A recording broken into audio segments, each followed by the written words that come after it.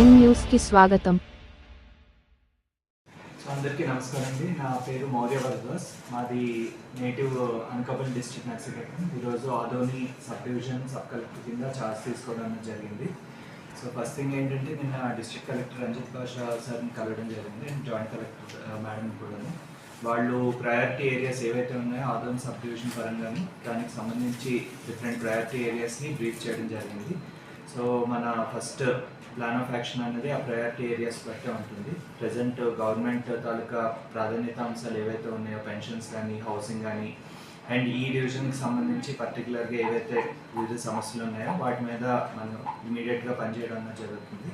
Long టర్మ్లో ఏంటంటే ఆదోని అనేది one of the most backward డివిజన్గా ఎప్పటివరకు అంటున్నారు. సో ఆ ముద్ర అనేది పోగొట్టడానికి మనం పనిచేయడం జరుగుతుంది. అన్ని ఇండికేటర్స్ పరంగా ఎడ్యుకేషన్ కానీ హెల్త్ కానీ మైగ్రేషన్ ప్రాబ్లమ్ ఇక్కడ ఎక్కువ ఉంది, డ్రింకింగ్ వాటర్ పరంగా కానీ వీటన్నిటి మీద మనం ఫోకస్ చేయడం జరుగుతుంది.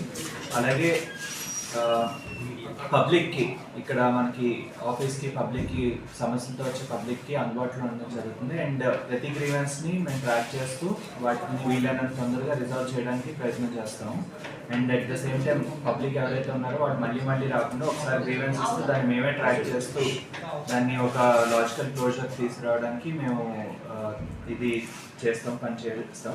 And at the same time division పరంగా లాంగ్ స్టాండింగ్ ఇష్యూస్ ఏవైతే ఉన్నాయో లాంగ్ స్టాండింగ్ ఇష్యూస్ కూడా ఏమైనా సొల్యూషన్ తీసుకొచ్చి దాన్ని క్లోజ్ చేయడానికి మేము పనిచేస్తాం.